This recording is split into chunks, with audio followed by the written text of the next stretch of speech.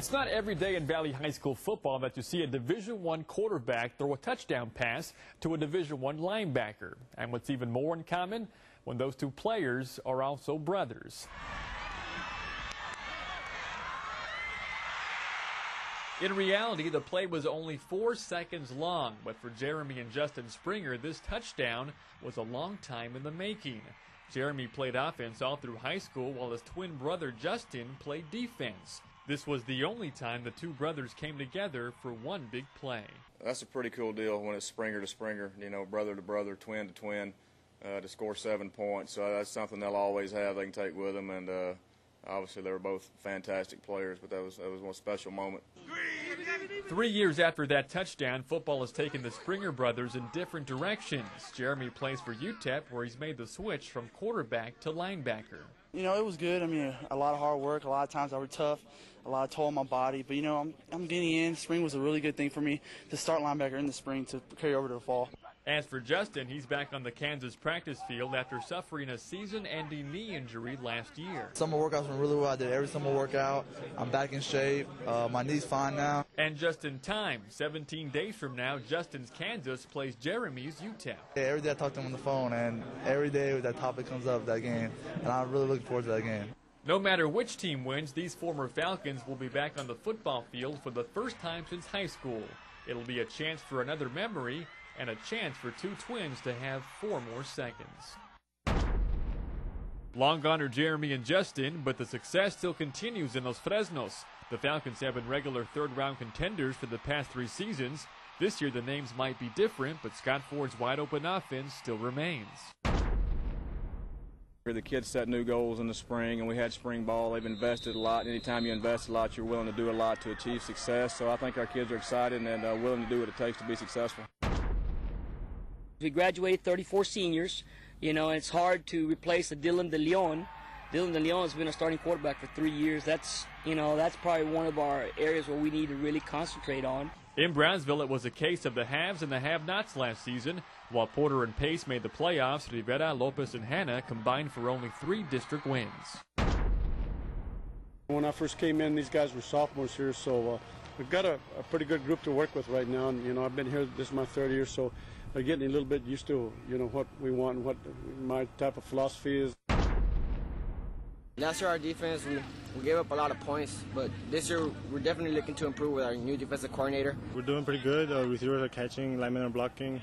We have some young guys coming in, working hard. I think we're going to be better. You know, our skill guys, I feel like are, you know, as good as we're going to be able to get, and we're still trying to develop our linemen, both sides of the ball. But as far as skilled players, you know, we'll be all right. Getting into the playoffs was a big plus for the whole system here. We're losing a couple of good athletes, but we've got a lot of kids that want to fill in. We've got a little bit more depth than we had last year. A lot of kids showed interest during the year, and we're excited about that. Like we told them, you know, the more kids we have out here, obviously the more competition we're going to have, and hopefully that's going to make us better. After having success in Harlingen, Spencer Gant takes over a San Benito program known for its tough defense. His goal this year, to balance the Greyhounds' attack. That was the plan from day one when we came in here, to change things up and change some attitudes and some mentality, and you know, we want to be a football team. We don't want to be known for offense or defense. The power in this district still remains with Los Fresnos. Behind the Falcons, we have Pace, San Benito, and Porter making the postseason.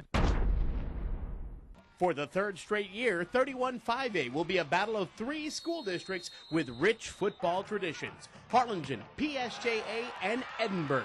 The result should be another season with big rivalries and high expectations. Last season, you know, we had a pretty good year, you know, coming off that winless season the year before. We got a lot of old guys coming up too, seniors, so we're looking pretty good. I mean, I think we should be one of the top competitors in our district. My motto is you got to get good at something, so we're going to get good at something real quick. We're going to be real simple and real sound, and really depend a lot on execution. The misdirection part of our offense has got to be real important to us. People talk about this and that, you know, they're going to San Benito or Ed Couch and stuff like that. You know what? Our biggest opponent is ourselves. You know, we can care less about who we're going to play. The bottom line is we're going to go out there and prepare like every game is like our last one. This past offseason, Gilbert Leal made a return to his hometown. The former Mercedes head coach takes over at Harlingen South, where he tells News Channel 5 it won't be offense or defense that wins games early in the season. You look at about the first 3 games of every single season, and they're going to be won on special teams. It doesn't matter what your offense is doing and defense is doing. You can win football games with special teams, so we're spending some extra attention on that early this year. They believe in what we do. They believe in the running game.